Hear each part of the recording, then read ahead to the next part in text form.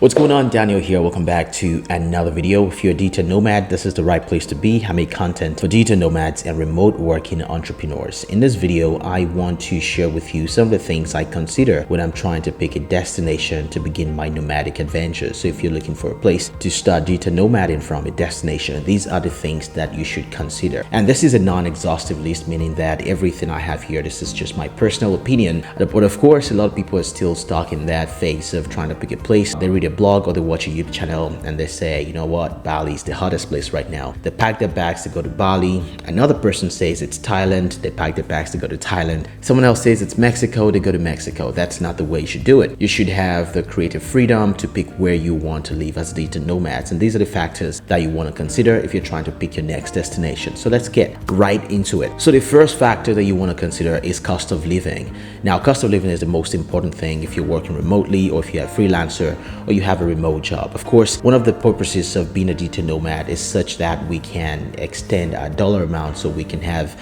the best life possible. And some of the places where you can begin to look into if you're looking for an affordable lifestyle is places like the Latin American countries in general, Southeast Asia. If you go to places like Mexico, Colombia, Argentina, Bolivia, Peru, these places, they offer you so much in terms of the quality of life because you have access to so much nature, so much community, and you will be paying a little less than what you'll be paying in the United States or if you're living in North America or Central Europe. Of course, things like accommodation, food, eating out, having social life, these things are going to be really affordable for you if you're making money in dollars. Of course, the concept of geo arbitrage also plays into part here, where you're making money in stronger currency but you're spending in your weaker currency.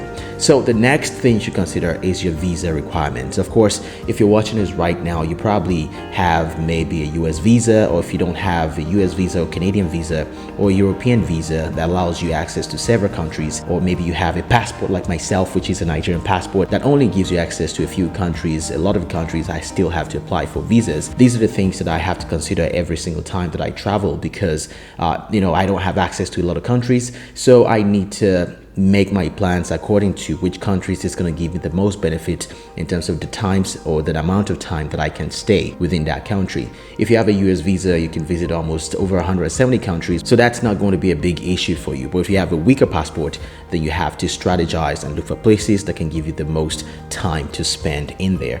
And the next one is weather. Of course, if you're going to be spending a lot of time outdoors, you need to understand that going to a colder climate is going to limit you in a lot of ways. Right now, I'm in Albania. It's in the winter season right now and it's been raining, it's cold, but it's perfect for me because I'm not looking to be outside a lot. I'm not looking to socialize that much. I'm only here to get work done, to be focused, and to just get a lot done. And that's what I like to do. If I need to be closer to the beach, this is not the place you come, in December, January, February, because it's cold here. But if you need access to the beach, I would say go to Southeast Asia or you go to South America where they have access to the beach all year long. So keep that in mind. If you're picking a place, weather is something you should consider. Now, the next one is safety. Of course, you want to research the places that you go to. Safety is a major concern for a lot of people, especially for female solo travelers who are looking to go to places that they will not be molested or harassed or anything of that sort. So you want to make sure that you're going to countries or you're doing your research before you pack your bags and go to these places. Of course, if someone tells you that you need to be careful in a place like South America, you want to take it more seriously. But if you're in Europe, Central Europe, for example, and they tell you to be more careful, you can still take it with a grain of salt because some places are just naturally safer than the others. So do your research. Safety is a concern. Doesn't matter if you go to America, if you go to South America, you need to be careful where you go and you need to take appropriate caution when you are in these places. As a Westerner, you don't want to be flashing your luxury phone, your luxury bags, or whatever it is you're bringing. You need to make sure that you are living according to the ways the local live. Make sure you respect the locals and respect the local laws and local traditions of the place you are going to. Now, the next consideration will be culture and language. Of course, if you're going to a place, if whether or not you understand the culture, the language is going to determine how much fun or how enjoyable it's going to be for you. If you're going to South America, for example, and you can't speak any amount of Spanish, it's going to be really tough for you to get around. Of course, if you go to some major cities, maybe you can get by with English, or maybe you find people who can be nice enough to translate for you. But if you're going there, I would say you should take some classes, in Spanish. You can use apps like Duolingo. You can use websites like Baselang, and you can even get a private tutor on Fiverr for whatever language you're trying to learn, Spanish, Portuguese, whatever it is. Make sure you learn a degree of that local language before you head out there, because that's going to determine whether or not you have a good time. I'm in Albania right now. The Albanian language is so difficult to learn. Thankfully enough, I mean, the young people here, they can speak some level of English, but it's still not enjoyable for me because I can't have deep conversations. I can't participate in, social groups and all of these things. So you always want to make sure that you can speak a degree of the language that you are visiting, because that's going to determine how much you're going to enjoy the place. All right, let's talk about the community. Community is really important, as digital nomads want to go to places where we can easily integrate.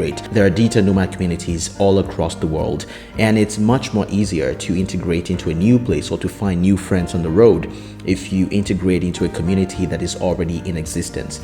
Places where you want to go, South America is a good place to start if you're trying to find digital nomad communities in Mexico City, in Colombia, in Medellin, in Buenos Aires. There are a lot of communities you can integrate into, especially in Southeast Asia, places like Bali.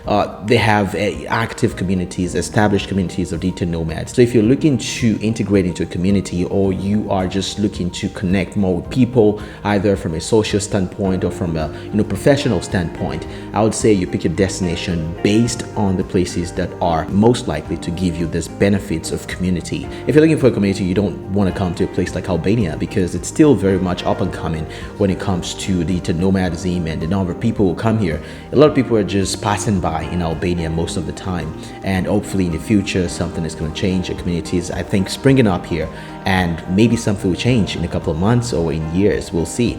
But if you want a community, these are the places that you should go to. Now, the next is access to necessities. It's very important to some people to have the same kind of comfort that they have back home in places like the United States. If you're looking for, say, for example, Amazon delivery, which is really big for some people, or food delivery, it's really huge for some people. They need to have it because they just enjoy some of those comforts. A lot of places that you're going to travel to do not have this comfort at all. So you have to be comfortable with the fact that you're not going to be as comfortable as you used to be back home. In Mexico City, you can order Amazon, you can order pretty much anything online and they have it delivered to you. The same thing in Colombia, in Medellin, for example. So if this is important to you, you need to pick the cities you go to based on those factors. If you will be needing a lot of healthcare, it's important to go to places where you can trust the healthcare. And speaking of healthcare, Safety Wing is an health insurance that I use in all my travels, used by hundreds of thousands of people. If you're looking for travel insurance, go check out the link, shameless plug right there. Anyway, healthcare, stable internet. If you will be working remotely, it's important to have stable internet. A lot of people go to beaches and go to small villages and towns where internet is a really big issue.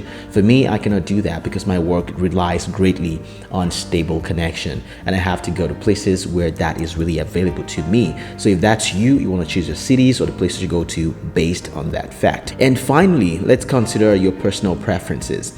What works for someone else may not necessarily work for you. I've seen someone go to a destination based on the recommendation of another person. It doesn't mean you're necessarily going to like what I like, and vice versa. So you want to make sure that the places you go to, or the places you research, and the places you eventually pick are places that works for you based on the facts that you have. Of course, you also need to prepare that things are going to go wrong. That's the reality of being a digital nomad, of being a full-time traveler or remote worker. So if this video has been helpful to you, consider subscribing. If you have any other tips as well, leave them down in the comment section down below. Check out my links in the description, my insurance, my bank app that I use in over 200 countries, and several other things I have listed in the description as well. Again, my name is Daniel, and I look forward to seeing you in the next video.